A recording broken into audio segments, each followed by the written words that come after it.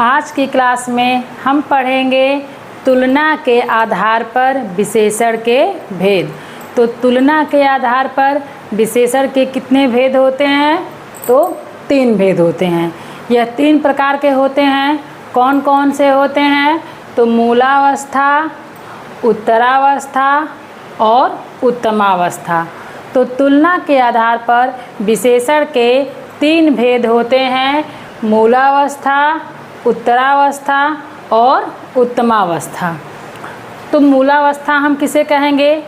कि मूल रूप में कोई तुलना नहीं, यानी ऐसे विशेषण शब्द जो कि मूल रूप में हो, उसका किसी से कोई तुलना नहीं हो, उसमें कोई तुलना नहीं होता है, उसे हम कहेंगे मूलावस्था।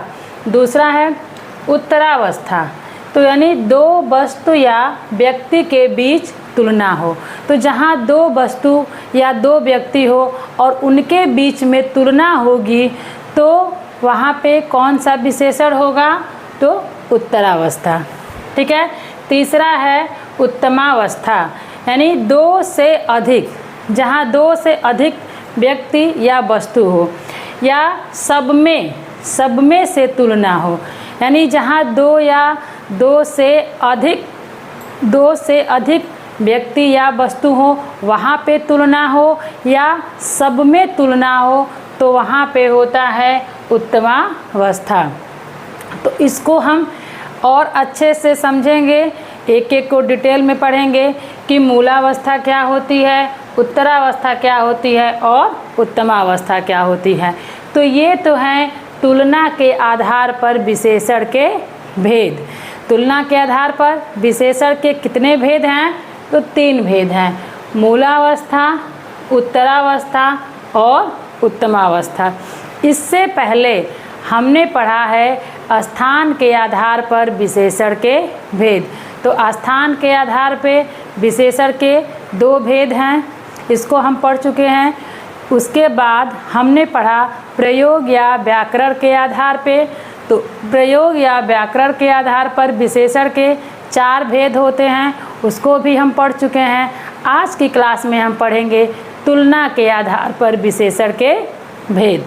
तो इसको आज की क्लास शुरू करने से पहले हम आपको बता दें, यदि आपने वो पिछली क्लास नहीं देखी है तो आप हमारे YouTube चैनल किशु लर्निंग पर जाकर के विजिट करिए। वहाँ आपको हिंदी व्याकरण से संबंधित सभी क्लासेज मिल जाएंगे।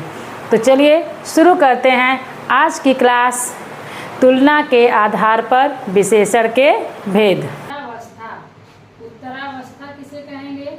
उत्तरावस्था विशेषण क्या होते हैं? 2 वस्तुओं या व्यक्तियों के बीच तुलना हो।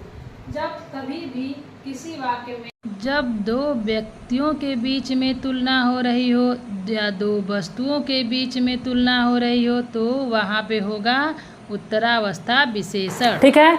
यानी 2 व्यक्तियों के बीच में जब तुलना या 2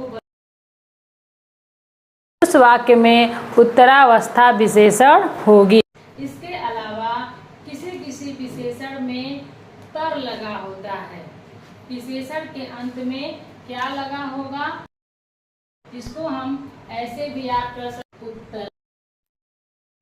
और यहाँ भी यानी जिस विशेषण में विशेषण के अंत तर लगा होगा, तो वहाँ पे होगा उत्तरावस्था। इसको हम उदाहरण से समझेंगे। पहला वाक्य है, राजू विनय से अच्छा है। तो राजू कैसा है? तो अच्छा है। लेकिन यहाँ पे विनय से तुलना हो रही है कि राजू कैसा है? अच्छा है। किससे अच्छा है? तो विनय से।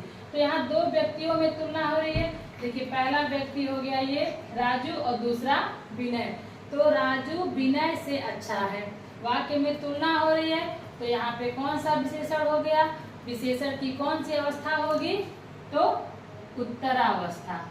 यहाँ पे हम कहेंगे यहाँ पे उत्तरावस्था विशेषण है। ठीक है।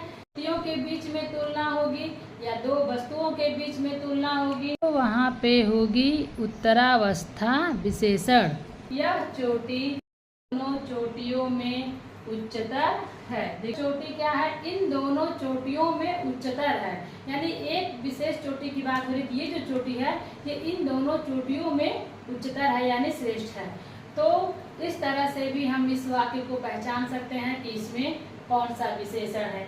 या उत्तमावस्था, उत्तमावस्था किसे कहेंगे, तो जब दो से अधिक व्यक्तियों या वस्तुओं के बीच में तुलना हो तो उसे हम कहते हैं उत्तमावस्था विशेषण।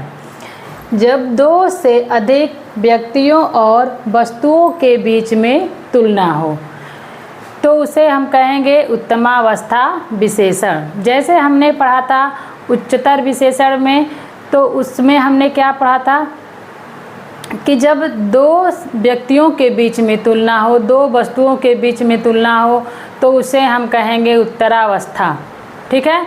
और उत्तमावस्था हम किसे कहेंगे, जहाँ दो से अधिक व्यक्तियों के बीच में तुलना हो, दो से अधिक वस्तुओं के बीच में तुलना हो तो वहाँ पे होगा उत्तमावस्था विशेषण। तो मेन तो हमारा ये हो गया वाक्य पहचानने के लिए कि वाक्य को हम कैसे पहचानेंगे, यानी जिस भी वाक्य में दो से अधिक व्यक्तियों या वस्तुओं के बीच में तुलना होगी तो वहाँ पे होगी उत्तमावस्था। और इसके अलावा एक दूसरा नियम है कि कभी कभी कुछ विशेषण में तम लगा होता है। क्या लगा होता है, तो तम। इसको हम कैसे याद करेंगे, देखिए यहाँ पे तम है तो आप याद करिए कि यदि विशेषण के पीछे तम लगा है तो वो कौन सा विशेषण होगा, उत्तमावस्था।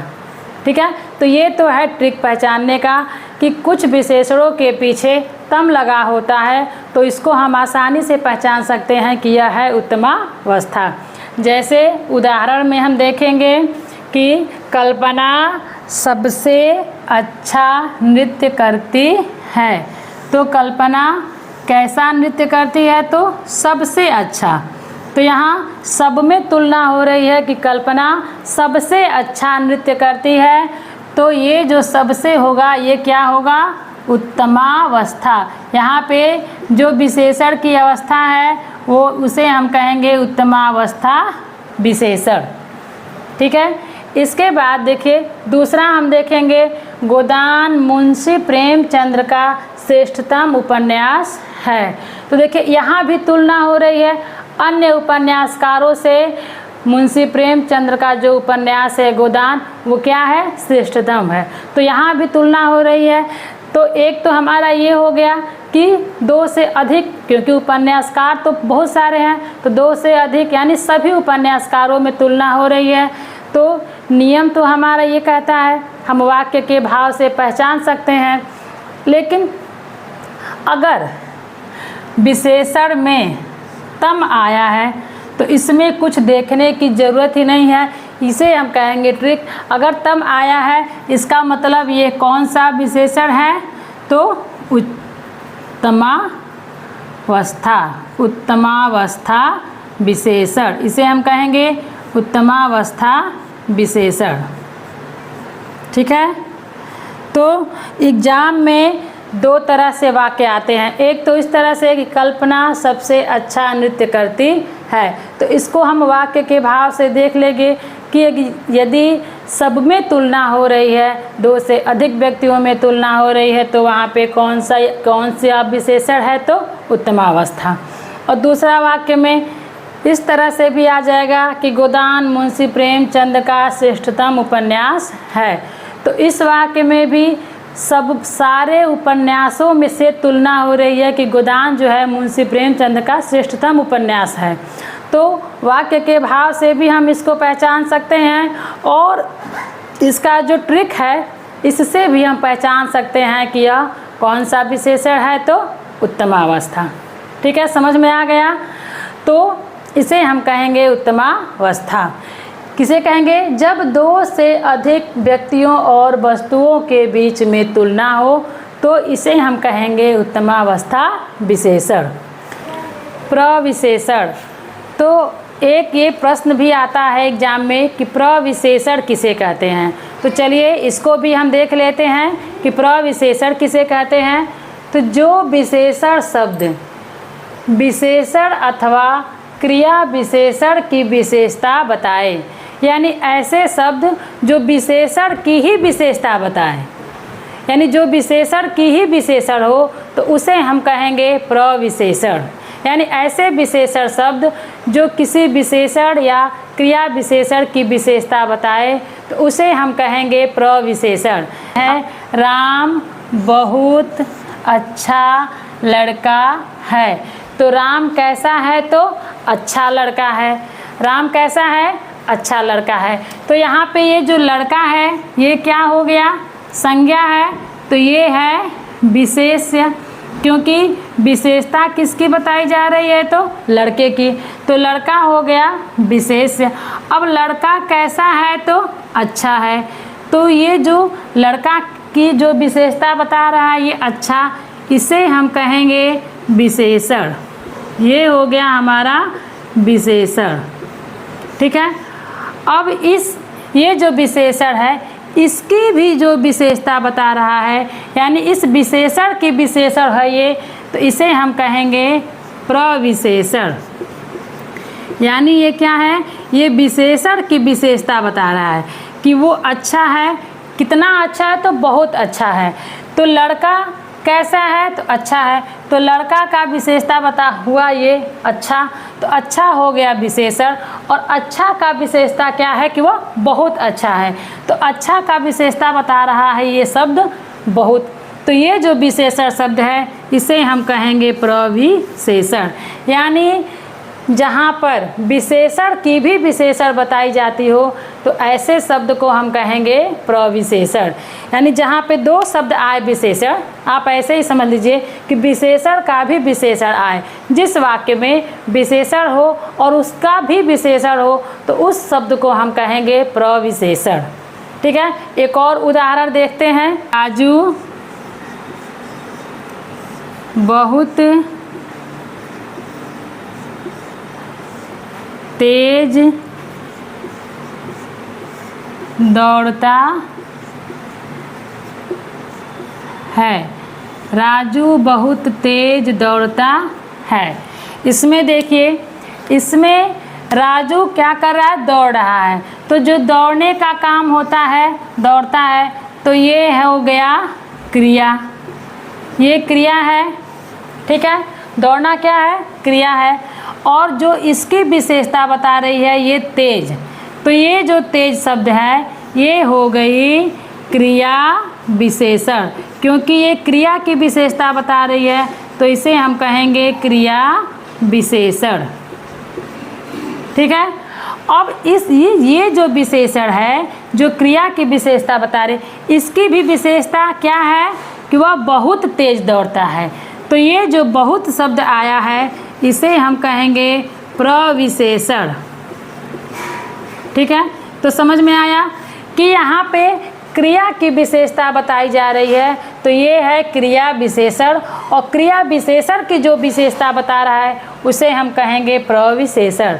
यानी प्रविशेषण हम किसे कहेंगे? कि ऐसे विशेषण वाले शब्द जो विशेषण की भी विशेषता बताएं और क्रिया विशेषण की भी विशेषता बताएं।